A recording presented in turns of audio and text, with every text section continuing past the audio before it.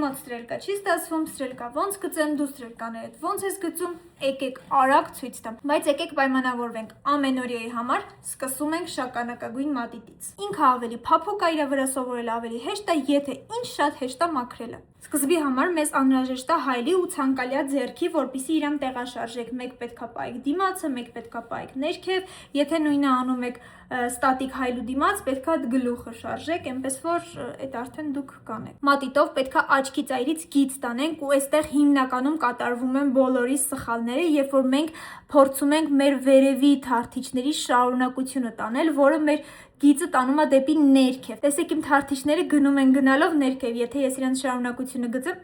այսպես բան կլինի։ Ընդհակառակը մենք ներքևի թարթիչների շարունակությամբ պետք է գծենք։ Նայում ենք ուղիղ ու թեթև շարժումներով գծում։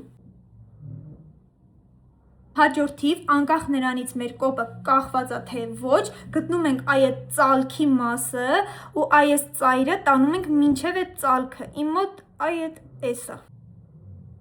Չենք մոռանում հայլին պահել ուղիղ, նայել դիմացը։ Այսպես պահեք, ծալքը ուրիշ կլինի։ Երրորդ քայլով արդեն հայլին պահում ենք դեպի ներքև, կամ եթե հայլին ձեր դիմացը, գլուխը մի քիչ սենց ենք անում ու այդ անկյունի մատիտը բերում ենք դեպի թարթիչները, մոտավորապես այս մեջտեղի հատվածի ու այս ամենածայրի մեջտեղը։ Չորրորդ քայլում ոչ մի մեխանիզմ չկա, պարզապես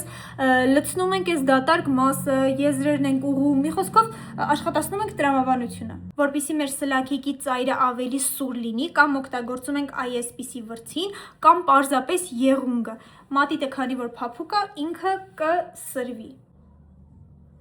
Մեկ էլ ես շատ սիրում եմ ներսի հատվածներն էլ ստրելկա անել, բայց դա ամեն մարդ տենց չի սիրում։ Եթե սիրում եք,